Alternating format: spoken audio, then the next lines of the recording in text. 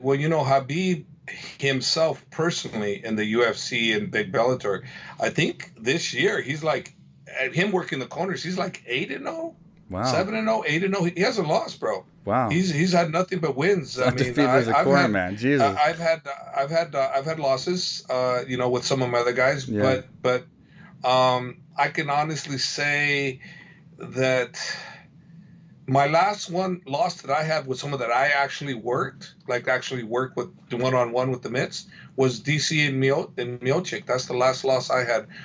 Since that point, I haven't lost with any of my guys that I personally trained. All my guys that I have are undefeated. That I still have right now, they're all undefeated. All the guys that I train. So yeah, that's really good. Habib is an amazing coach. There's some areas that he's still learning. That's why he has me on board as the Eagles MMA head coach, because he's learning, and he has mutual respect, mutual love for me. So he put me in a position that I gladly accepted, and now we're together, So that fight there, Gaji was our first fight out, and he fought this Manuel.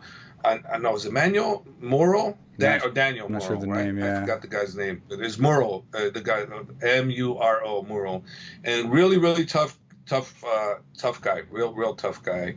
And sorry, got him wrong, completely wrong. That was Usman's fight. Gaji's fight was the other guy that That's right. you got me what do you confused call too. it? What's his name? The great one, the great the wrestler, Yeah. the kid, the wrestler that was doing great, and now he's back on track. God, why you have both brain farts? So let's go to Usman first, I'm then still I'll come farting. back. I'll go down.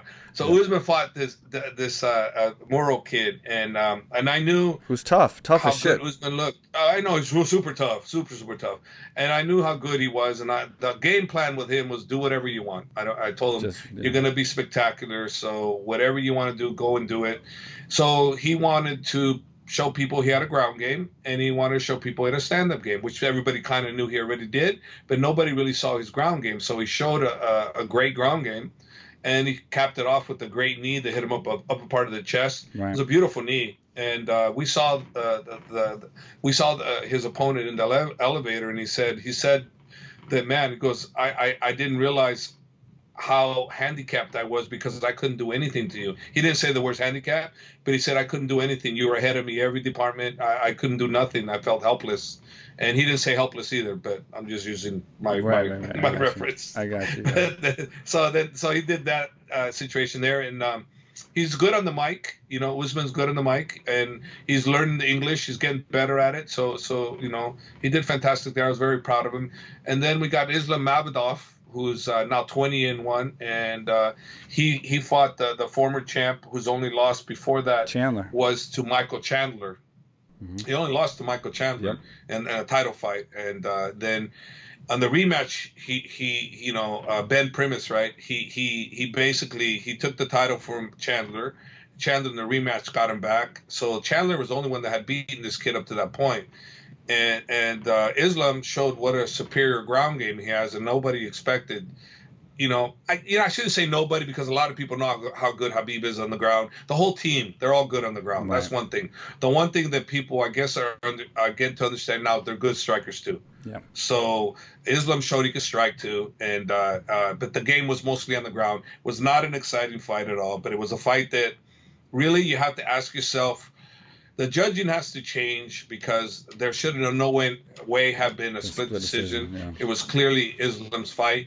But again, when you got judges that don't belong judging MMA fights, or judges that don't belong judging boxing matches, it kind of sucks, because listen, these people come in, they work for the State Athletic Commission. These aren't people that are skilled at boxing or martial arts of any type. These are people that work for the State Athletic Commission. So, and they're not necessarily fans of the sport. They just got a job. That's their job. Yeah. So they get appointed and they come in, and I'm sorry, but a lot of them suck. They literally suck. So you can't leave it up to the judges. So what I told Islam going into the third round, I said, you got to get busy. I don't know how these judges are judging this. You better get busy. You better get busy. When you're on top of him, you got to get busy. You cannot, not be active. You got to be active. So that was one of the good things that happened. And he ended up pulling a split decision, which, again, he won. And then Gaji, which is our first fight, he fought and he did fantastic. He proved that, like I always talked, that Khabib's guys are strikers. He got hit with a good shin kick to the thigh. He hooked, and then dropped him, followed up with, a few punches on the ground, and the poor guy was laid out bad. Khabib was so worried for him, and and Khabib was, helping him, put him on a stretcher the whole bit, and throughout the whole fight, Khabib kept asking, man, I wonder if he's okay. Can you ask them? Can you tell Strikeforce to let me know if he's okay? I'm concerned, and legitimately concerned. Legitimately, he was very concerned. He really wanted to know that kid was okay, because he knows this is a sport. This is not where someone needs to give their life for a sport. And so he was very concerned. And, I told him, I go, no, he's okay. They said he's fine. And then we actually ran into the kid in the elevator. Me and Khabib ran into Gaji's opponent in the elevator, and he took a picture with Khabib. He goes, my fan is my wife. He said, my wife is one of your biggest fans. She'd love the fact that if I can have a picture with you. Yeah. So Khabib took a picture with him. I saw that, yeah. And that's what it's supposed to be about, It's the hurt business, but it's not the heart business, Right. You win. That's how you win. But you don't want the worst to happen to your opponent, man. You don't want that. You want them to go back to their loved ones safe and in good health. That's what it's about. And what's your thoughts on this with Khabib? So I know Khabib's such a nice guy, and he cares about the opponents as well, and cares about everybody. But he also cares about his guys. He cares a lot about his boys. So how is that factor? I know we've talked about this in the past. How is that factor? Because he's undefeated as a cornerman. But you obviously mentioned to me before that it's tough for him because the dilemma of having people you're so close with out there in the octagon, and you're on the outside, and you're used to being on the inside, beating everybody, and so you can't really control 100% what's going on. You can only yell things. How does that affect him as far as because I know he cares so much about these guys, and the potential of them losing could be crushing to him, nerve-wise, going into these fights. It is very, very hard on him. I'll start back with when he fought Dustin Poirier. Okay, Zuba was on the card, and Islam was on the card. It was Islam, Zuba, and him on the card, and Zuba lost his fight, and Islam won his fight, and he was a wreck. When I come back after, because I didn't work Zuba's corner, I didn't work him. He was working with someone else. But I come back after, and he's watching the fight, and I go, and I'm going, what are you doing? I go, let's go, we got to go. He goes, no, 1 second, coach, 1 second. And he's so concerned, man. He was out just looking, and I'm like, oh man.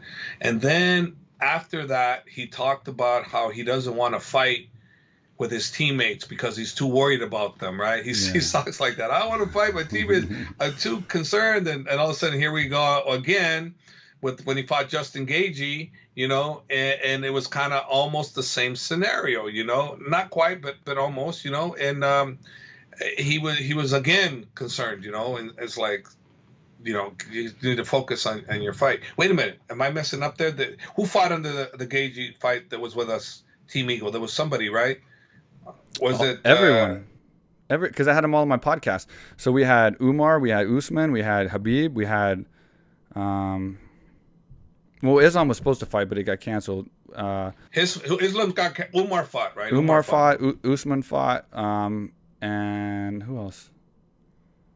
Yeah, we had a lot of guys fight. I mean, he had a lot of his guys fight in that card, and that's why I asked you at that time. He was really concerned about because he had to fight the main event against Gaethje, and then he had to watch all his guys fight before that. So I was so worried before that fight.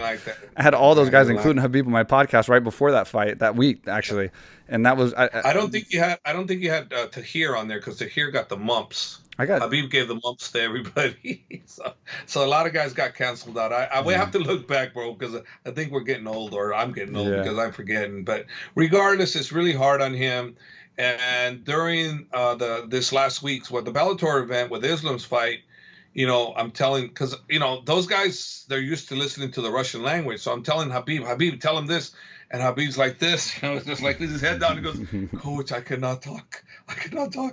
This is too hard on me, Coach. And I said, okay, don't worry, relax. Don't worry about it. I got it.